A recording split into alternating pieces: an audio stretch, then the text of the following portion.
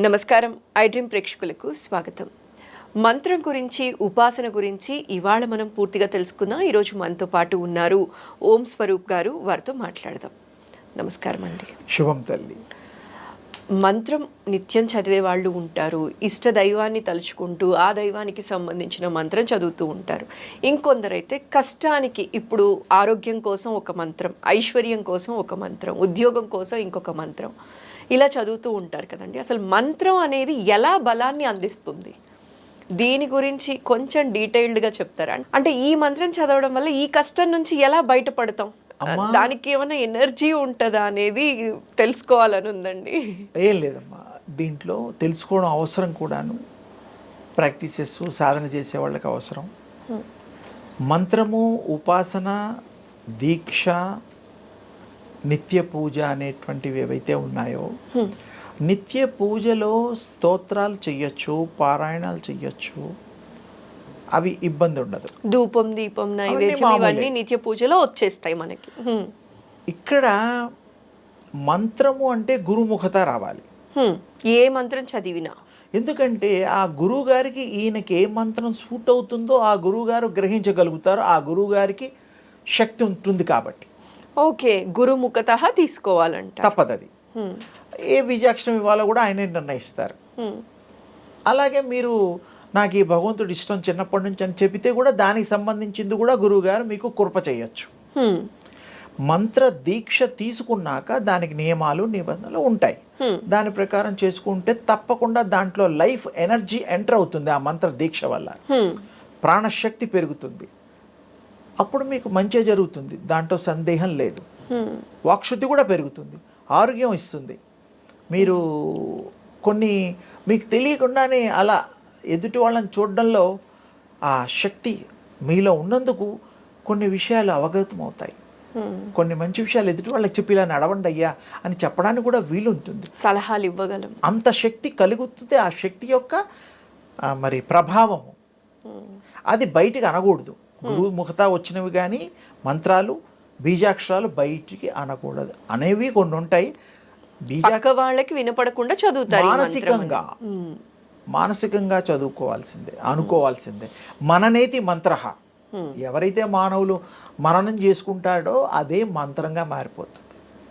ఇంకోటి ఈ బీజాక్షరాలు ఇవన్నీ కూడాను ఈ బండిరా వరకు సరే గుణింతాలే ఉన్నాయి మనకి.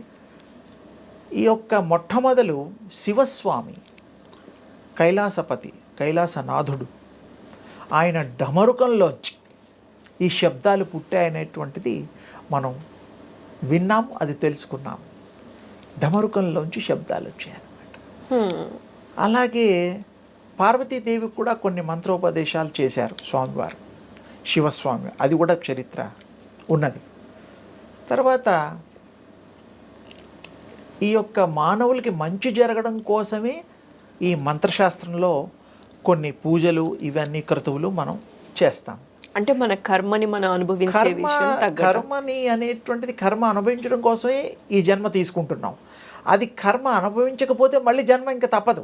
ఇప్పుడు మరి ఈ మంత్రం తీసుకుంటే మన కర్మానుసారం మనం అనుభవించే కష్టం నుంచి బయటపడటానికే మనం మంత్రం తీసుకుంటాం కదా గురు? కాదు నాన్న, ఒక దెబ్బ తగులుతుంది. రాతితో కొట్టిన దెబ్బ గట్టిగా రక్తం చిందించేట్టుగా తగులుతుంది. ముఖం మీద కొట్టినా, ఏ భాగంలో కొట్టినా.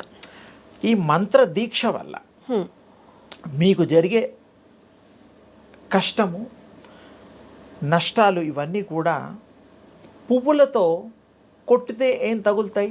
తగలవు. ఆ పువ్వు అంత సుకుమారంగా ఉంటుంది. ఈ యొక్క దీక్ష వల్ల చేయడం వల్ల, ఈ మంత్రోపాసన చేయడం వల్ల ఆ కష్టాన్ని తేలికగా అనుభవించగలుగుతారు. కష్టంలా అనిపించదు. కష్టం పడకపోతే పూర్వజన్మలో ఇది వదిలినే మీరు చేస్తారు. మరి ఇది చేయకపోతే మళ్ళీ జన్మ కర్మ మనం అనుభవించాల్సింది, కానీ మంత్ర సాధన కారణంగా తేలికవుతుంది. మీకు అలా దాటవేయగలుగుతారు. ఆ మంత్రంలో ఉండే శక్తి, బీజాక్షరంలో ఉండే శక్తి అలాంటిది. ఈ విషయం చాలామంది తెలుసుకోవాలి. నిత్యగాయత్రి చేసినా, మరి వేరే బీజాక్షరాలు, దేవుడు బీజాక్షరాలు పలకూడదని నేను చెప్పడం లేదు. అవన్నీ గురుముఖత తీసుకుంటే అది విశేషంగా మనకి మంచి ఫలితాన్ని అందిస్తుంది. ఇస్తుంది. దాంట్లో సందేహం లేనే లేదు, అనుమానం లేదు అమ్మ. అయితే ఈ మంత్రం విధి విధానాలు ఏంటి గురుజీ? అంటే మంత్రం ఇప్పుడు విధి ఏంటి అంటే విధానాలు- లైఫ్ స్టైల్ చేంజ్ వచ్చేసింది, వర్కింగ్ స్టైల్ ఇప్పుడు కూడా బయట మీరు వెళ్ళటం, ఇంత రావటం. మార్పు చేసినా, ఇంత నవీన సామ్రాజ్యంలో ఉన్న ఈ యొక్క ప్రపంచంలో ఒక 5 నిమిషాలు 10 నిమిషాలు ఇంట్లోంచి బయలుదేరే ముందర ఇవన్నీ పూజా పునస్కారాలు చేసుకోండి, ధ్యానం చేసుకోండి. ఏ మాత్రం వీలైనా బ్రాహ్మీ ముహూర్తంలో లేచారనుకోండి, బ్రహ్మముహూర్తం అది, అప్పుడు నిశ్శబ్దమే కాకుండా ప్రపంచం యావత్తు కూడా అదొక న్యూట్రల్ వేవ్స్ తిరుగుతూ ప్రయాణం చేస్తూ ఉంటాయి. అప్పుడు మీకు ఏ ఇబ్బంది ఉండదు. అందుకనే బ్రహ్మముహూర్తం అన్నారు దాన్ని. బ్రహ్మోపాసనకి సరి అయిన టైం అది. అందుకనే అందరూ కూడాను మనలా అంటే ఈ మానవులు, ఋషులు 24 గంటలు ఆ పని చేసేవాడికి ఏ ముహూర్తం అక్కర్లేదు. ఎందుకంటే ముహూర్తం ఎందుకు వాడికి? సతత ఎప్పుడు బ్రహ్మస్వరూపాన్ని ధ్యానం చేస్తున్నాడు. ఇంటర్వెల్స్ ఉండవు, గ్యాప్లు ఉండవు. ధ్యానంలోనే ఉంటుంది. సర్వకాల సర్వావస్థల యందు కూడాను ఆ బ్రహ్మలోనే ఉంటూ ఉంటాడు వాడు. అది వేరు. ఆ మనుషులు ఆ ఎంచుకునే విధానం వేరు. ఈ మానవ శరీరంలో ఇప్పుడు కూడా మనం వాళ్ళ అంత కాకపోయినా కొంత ఈ ఎనర్జీ సరిపోయేంత, మన బ్రతుకుని బాగుపరుచుకునేంత చేసే ప్రతి పనిలో ఫలితం వచ్చేటట్టుగా మనం ఈ జీవన విధానాన్ని మంచి మార్చుకొని, మంచి అలవాట్లతో, మంచి సంసారంతో, మంచి భార్య పిల్లలతో, మంచి గృహంతో, బంధువులతో సఖ్యతగా ఉంటూ మనం ఈ జీవితాన్ని తెలుసుకోవచ్చు, చేసుకోవచ్చు. సేమ్ టైం ఇంకొంచెం బాగా చేయగలిగిన వాళ్ళకి ఫ్యూచర్ కూడా వాళ్ళకి అర్థమవుతుంది. ఇప్పుడు ఉద్యోగస్తులు రిటైర్మెంట్కి 58-60 ఉంది. మరి గవర్నమెంట్ ఫిక్స్ చేసింది, మీరు చేరడానికి 25-24లో ఎంటర్ అవుతారు. మిగతావన్నీ మరి ట్రావెలింగ్లోను లేకపోతే 3 ఏళ్ళకి ట్రాన్స్ఫర్స్ ఉంటాయి. ఫైనల్గా రిటైర్మెంట్ ఈజ్ దేర్. ఆ తర్వాత ఆ డబ్బులతో వీళ్ళు ఆ మిగతా శేష జీవితాన్ని విశేషంగా గడపడం కోసం వాళ్ళు దాచుకుంటారు. ఆరోగ్యరీత్యా బీమాలు, ఇన్సూరెన్స్ ఏవో ఉంటాయి. ఇవి ఎంత సత్యమో ఆత్మ ప్రయాణంలో కూడా అవి ఏవైతే చేసుకుంటాయో అందులో ఇన్సూరెన్స్లు ఉండవు, కానీ ఈ పద్ధతులు ఉండవు. కానీ వాళ్ళకి సర్వశక్తి సంపన్నులుగా అయి ఏవేవి చెయ్యాలో ఆత్మ అన్నీ చేసేసుకొని ఆ యొక్క పరమాత్మలో లీనమైపోయి తన్ను తాను తెలుసుకొని కావలసినప్పుడు మళ్ళీ అది రాగలిగే శక్తి కూడా ఉంటుంది. ఇప్పుడు మనం విదేశాయనం చేస్తూ ఉంటాం, మళ్ళీ మన ఇంటికి రావడమే తప్పదు, రావాలి సొంత ఇంటికి. కానీ ఈ మానవులకి ప్రాణం ఎప్పుడు వదిలేది తెలియదు కదా. ఎవరికి తెలియదు అది. ఎవరికి అంటే సాధన చేసిన వాళ్ళకి తెలుస్తుంది.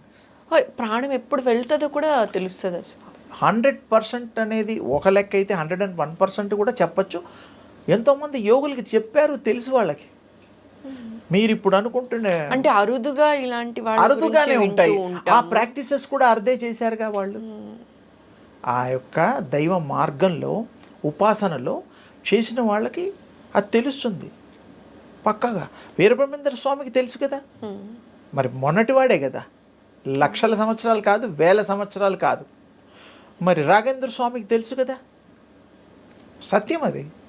అన్నమయ్యకి కూడా తెలుసు కదా, ఉన్నాయి. మరి బాబా గారికి తెలుసు కదా, షిరిడి సాయిబాబా. మరి ఎవరికి తెలియదు? ఇప్పుడు మనకి చాలామంది ఉన్నారు, మీరు లెక్క పెట్టుకుంటే 60-70 మంది ఈ మధ్యకాలం వాళ్ళు కూడా తెలుస్తుంది.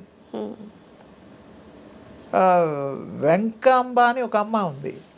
తర్వాత సంవత్సరానికి ఒకసారి పెద్ద బాలయోగి, చిన్న బాలయోగి అని, మరి వాళ్ళందరికీ తెలుసు కదా. అన్న ఆహారాలు ఏమీ లేకుండా మానేసి భూగృహంలో కలెక్టర్ గారు తాళాలు వేసేసి సీల్ వేసేవారమ్మా. శివరాత్రి రోజు సీల్ తీసేసి ఆయన గారిని బయటికి తీసుకొచ్చేవారు. ఎంత గొప్ప విషయం. మరి 1 year తినకుండా ఉన్నాడు, ఆ తర్వాత కూడా 30-40 ఏళ్ళు తినకుండా ఉన్నారు కదా. అంటే తిండి కాదు వాళ్ళకి, పంచభూతాల్ని బంధించేటువంటిది ఆ ఉపాసనలో శక్తి వస్తుంది. మళ్ళీ మామూలుగా ఆ తేజస్సు కూడా ఉంటుంది, పోదు. ఇప్పుడు మీరు ఉపాసన గురించి మాట్లాడారు కాబట్టి ఇంకొక సందేహం అడుగు నాన్న. ఇప్పుడు మనకి ఏంటి అంటే ఉపాసన చేస్తూ ఉంటాం, ఒక్క వాళ్ళ ఇష్ట దైవాన్ని ఎవరైనా కానీ సరే. కానీ నిత్య ఉపాసన ఎక్కువగా చేయటం వల్ల ఈ ఉపాసన చేసే విధి విధానాలు ఏంటి, ఈ ఉపాసన చేయటం వల్ల వీళ్ళలో ఎలాంటి మార్పు అనేది మనం చూడొచ్చండి? వీరు ఏదో నిర్ణయం తీసుకొని ఒక మంత్రం, ఉమ్, ఒక సాధన తీసుకున్నప్పుడు ఏకాగ్రత చాలా అవసరం. అది లేకపోతే మంత్రం ఫలించదు. సో మంత్రం వేరు, ఉపాసన వేరు. మంత్రం ఏమో తీసుకోవడం, ఉపాసన అంటే ఆ మంత్రంతో చేసేటువంటిది. ఉపాసన అనే దానికి ఇంకో అర్థం కూడా ఉంది. ఆసన, దగ్గరగా అని అర్థం. అంటే దగ్గరగా, ఆసన కూర్చోవడం అవుతుంది. ఉపాసన భగవంతుడి యొక్క కృపను పొందడానికి కూడా ఒక చేష్ట అవుతుంది. అంతే ఉపాసన అంటాం, ఉపాసించడం అంటాం. నేను అమ్మవారు ఉపాసకుండండి అంటారు. అమ్మవారిని ధ్యానం చేస్తూ ఉంటాడు. 24 గంటలు మానసికంగా చెయ్యొచ్చు, తప్పులేదు. ఎవరైనా చెయ్యొచ్చు. స్త్రీ పురుష వయోవృద్ధ భేదం లేదు దాంట్లో. సకల జీవులు చేస్తున్నాయి కదమ్మా. ఇప్పుడు చరాచరమైన అన్నీ చేస్తున్నాయి. మీకు తేలికైపోతుంది. మీకు ఒక పని చేయడంలో ఈ ఏకాగ్రత, ఈ మంత్రం చేయడం వల్ల శక్తి వస్తుంది. ఆ పని సక్సెస్ అవుతుంది. ఉద్యోగానికి ఇంటర్వ్యూకి వెళ్తారు, మీ మంత్రసిద్ధితో ఆ ఉద్యోగం మీకు లభిస్తుంది. వాడికి మీరు నచ్చుతారు. మీలాగా 10 మంది వెళ్ళినా మీరే నచ్చుతారు, ఎందుకంటే మీరు ఉపాసన చేస్తున్నారు కాబట్టి. ఉపాసన, ధ్యానము, భగవద్ ఆరాధన చేసిన వాళ్ళ ముఖ వర్చస్సు, వాక్ శుద్ధి వేరే ఉంటుంది. ఎదుటి వాళ్ళు ఏమడిగినా జవాబు చెప్పగలుగుతారు. అలాంటి వాళ్ళలో మొహంలో మొహం ఇలా పెట్టి, కళ్ళల్లో కళ్ళు పెట్టి చూడలేరు. ఎందుకంటే దైవశక్తి ఉంటుంది, ప్రాణశక్తి ఉంటుంది. అలాంటి వాళ్ళు ఏ పనైనా సాధించగలుగుతారు, చేయగలుగుతారు, వాళ్ళ గురించి తెలుసుకోగలుగుతారు. ఇప్పుడు మనం నిర్ధారణ చేయడం లేదా, పలానా ఊరెళ్ళి 3 రోజుల్లో రావాలి, 4 రోజుల్లో రావాలి, చేసుకొని వస్తున్నామా లేదా? అది కూడా మరి ఆత్మ కూడా, స్వరూపం కూడా ఈ శరీరంలో వచ్చింది. అందుకే ఆ పనులు చేసుకోగానే పాపం దాని దారిన వెళ్ళిపోతుంది. దానికి తెలుస్తుంది, ఎప్పుడు వెళ్తుందో మనకు తెలియదు. ఎందుకంటే ఈ విషయవాంఛల్లో ఉన్నందుకు మనకు తెలియదు. రేపేం కాదు, నిద్రపోయి పొద్దున్న లేవడం కూడా మనకు తెలియదు. గిల్లుకోవాలా, ఎస్ బతికే ఉన్నాం, అలా ఉంది పరిస్థితి. అదే మీరు ధ్యాన పద్ధతుల్లో కనుక తెలుసుకుంటే మీకు తెలిసిపోతుంది. ఈ బాడీ గురించి తెలుస్తుంది, రుగ్మతలు తెలుస్తాయి, ఉపశమనాలు తెలుస్తాయి, సెల్ఫ్ హీలింగ్ కూడా అవుతుంది. ప్రాణం జబ్బులు కూడా తగ్గించుకోవచ్చు. అలాగే వాటర్ థెరపీ కూడా ఉంది. తీర్థం, ఒక రాగి చెంబు తీసుకొని నీరుని చక్కగా మడి నీరు పెట్టుకొని, చెయ్యి మూత లాగా పెట్టుకొని, మీకు ఇష్ట నామాన్ని, ఇష్ట దైవాన్ని ప్రార్థన చేస్తే ఈ బాడీలో యూనివర్స్లోంచి వచ్చే తరంగాలు ఈ బాడీ స్వీకరించి ఈ చేయి ద్వారా ఆ నీళ్ళల్లో అవి ప్రవహించి, ప్రసరించి, శక్తివంతంగా తయారయ్యి ఆ నీరు మంత్రతీర్థంగా మారి మీ జబ్బులన్నీ తగ్గుతాయి, మంచి ఆలోచనలు వస్తుంది, ఆరోగ్యం వస్తుంది. సంకల్పం చేసి వేరే వాళ్ళకి ఇస్తే వాళ్ళ జబ్బులు కూడా తగ్గుతాయి. ఇది పూజా విధానంలో తరచు లలితా మనం ప్రతిరోజు సంకల్పం చేసుకునేటప్పుడు పంచపాత్రలో నీటికి కూడా అట్లా చెయ్యొచ్చు. చేస్తూ దాన్ని ప్రాణశక్తిగా చెయ్యొచ్చు, మీలో ఉంది. అందుకోసం కొంతమంది దేవుళ్ళు పోస్టర్స్ గమ్మత్తుగా మీరు చూడండి ఇలా ఉంటాయి. ఇలా అంటే యూనివర్స్లోంచి తీసుకోవడం, ఇలా వస్తుంది స్వీకరించడం. ఇలా అంటే ఇవ్వడం, ఇంటేక్, ఇదేమో ఇవ్వడం. ఇది మనం దేవతల ఫోటోలు చూడండి ఎక్కడన్నా గుళ్ళల్లో, ఆల్మోస్ట్ ప్రతి దేవతామూర్తిది మోస్ట్లీ ఇట్లనే. అంటే ఏమిటి, వాళ్ళకు కూడా ఈధర్లోంచి పవర్ తీసుకోవడమే. స్వతహాగా శక్తి ఉన్నా కంటిన్యూస్గా తీసుకుంటూ ఉంటారు. రాముడు, కృష్ణుడు, దేవుళ్ళని అందరూ కూడాను, వాళ్ళు శివుడు కూడా మానసరోవర్ మరి కైలాష్లో కూర్చుని తపస్సు చేసినట్టుగా మరి చరిత్ర చెప్తోంది. వాళ్ళకు కూడా ఎందుకంటే వాళ్ళే దేవుళ్ళు కదా, అంటే దేవుళ్ళు కూడా ఆ దివ్య ఆదిపరాశక్తిని ఉపాసిస్తారు. ఆ శక్తిని మీరు పొందుతారు, శక్తితో ఇతరులకు కూడా ఇస్తారు. ఆ గుణాలు, దేవుణ్ణి ఏ దేవుళ్ళని మీరు పూజిస్తే ఆ గుణాలు మీకు వస్తాయి. ఇది ఇంకో పాయింట్. రాముడిని పూజ చేస్తే ఆయన నెమ్మదిదనం, ఆయన ఆలోచనలు, ఆయన విధానం మీకు వస్తుంది. కృష్ణుని పూజ చేస్తే కృష్ణుడికి సంబంధించిన గుణగణాలు మీకు వస్తాయి. ఏ దేవుణ్ణి పూజ చేస్తే ఆ గుణగణాలు మీకు వచ్చి తీరాలి, అందులో సందేహం లేదు. మీరు ఉపాసన చేసేది అందుకు కదా. ఇప్పుడు లక్ష్మీ నరసింహస్వామిని ఉపాసన మీరు ఉగ్ర రూపం వస్తుంది, మీకు ఉగ్ర రూపం వస్తుందంటారా? వాళ్ళ టైం పడుతుంది. మీరు ఎంటర్ అయిన తర్వాత చేసిన తర్వాత అలా గాండ్రించకపోవచ్చు. ఎందుకంటే లక్ష్మీ నృసింహస్వామిని ఇష్టపడే భక్తులు బోల్డంత మంది ఉన్నారు, ఉపాసన చేసేవాళ్ళు బోల్డంత మంది ఉన్నారు. ఏ దేవుడిని ఆరాధిస్తే ఆ గుణాలు వచ్చి తీరుతాయనేది సత్యము, తప్పదది. ప్రహ్లాదుడు కోరాడు, వచ్చారు, సంహారం వాళ్ళ నాన్నగారిని హిరణ్యకశిపుణ్ణి చేయడం, ఆ స్తంభం నుంచి రావడం అంతా. మరి దేవుడు పిలిస్తే కూడా పలికాడు కదా, అదొక సాక్ష్యం ఉంది కదా. ఇప్పుడు లక్ష్మీ నృసింహస్వామిని ఆరాధించి లైక్ ఉన్నత స్థితికి వెళ్ళిన వాళ్ళు అన్ని రకాలుగా వాళ్ళ బంగారు బాట చేసుకున్న వాళ్ళు బోల్డంత మంది భక్తులు ఉంటారు. కానీ అందులో అతి తక్కువ మందికి ఆ స్వరూపాన్ని నేను చూశాను, కానీ అంతలా చూడలేదు. బట్ నేను ఆ క్వాలిటీస్ ఉంటాయంటారా? నేను మీకు చెప్పడం అనుభవంతో చెప్తున్నా. నేను ఉపాసనలో లక్ష్మీనరసింహస్వామిది 1966-67లో చేశా. ఆ స్వామిని పూర్తిగా అర్థం చేసుకొని స్వామి కృప పొందడానికి నాకు కలిగింది, వారి యొక్క కృప కలిగింది. అలాగే కృష్ణస్వామిది చేశా, అమ్మవారిది చేశా. ఇక్కడ చెప్పుకోవడానికి భగవత్ స్వరూపులు కొన్ని ఉన్నాయి. నేను చేశా, వారు కరుణించి నాకు కృప చేశారు. అర్థమైపోయింది. అంటే అనుసంధానం మీ ఆత్మకి భగవంతుడికి సంబంధం ఏర్పడుతుంది. తదేకంగా చెయ్యాలి. అదే కానీ కొద్ది రోజులు చేసి ఆపేస్తాము అంటే కుదరదు. కానీ మీరు ఒకసారి అది పొందిన తర్వాత మీరు మధ్యలో గ్యాప్ తీసుకున్నా ఏం కాదు. అంటే ఇప్పుడు పారమార్థికంలో కాకుండా ఈ నిత్య జీవితంలో విషయానికి పోల్చడానికి డ్రైవింగ్ ఉంటుంది, స్విమ్మింగ్ ఉంటుంది. డ్రైవింగ్ నేర్చుకున్నప్పుడు వరుసగా నేర్చుకుంటారు, 10 రోజులు, 20 రోజులు, నెల రోజులు. స్విమ్మింగ్ కూడా అంతే ఆల్మోస్ట్ ఆల్. తర్వాత రోజు నేర్చుకుంటారా, వెళ్ళి అవసరమైనప్పుడు డ్రైవ్ చేస్తారు. స్విమ్మింగ్ కూడా జస్ట్ లైక్ అంతే. భగవంతుడికి ఒక్కసారి లింక్ అయిన తర్వాత, కాంటాక్ట్ అయిన తర్వాత ఎప్పుడు మీరు భగవంతుని తండ్రి రావయ్యా అంటే వచ్చేస్తాడు.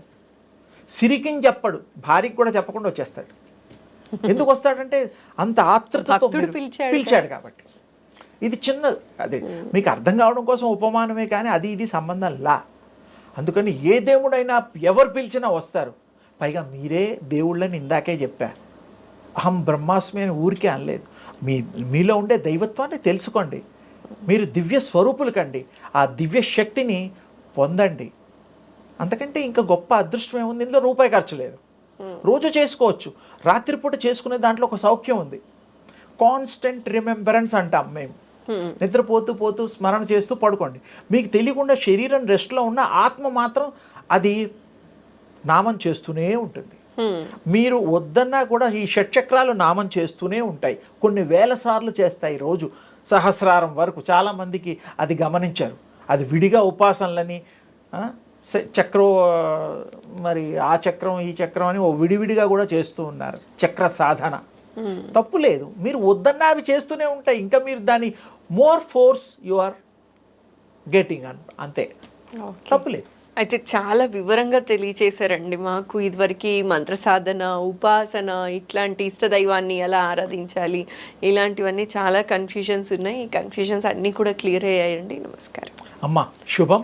మీతో పాటు దివ్య శక్తి పొందగోరేవారు, పొందినవారు ఆ యొక్క దివ్య అనుభవాన్ని ప్రతి నిమిషము ఎల్లవేళలా వాళ్ళకి అనుగ్రహించాలని ఆ దివ్య ఆదిపరాశక్తి అమ్మవారిని మీ అందరి తరఫున నేను ప్రార్థిస్తున్నాను.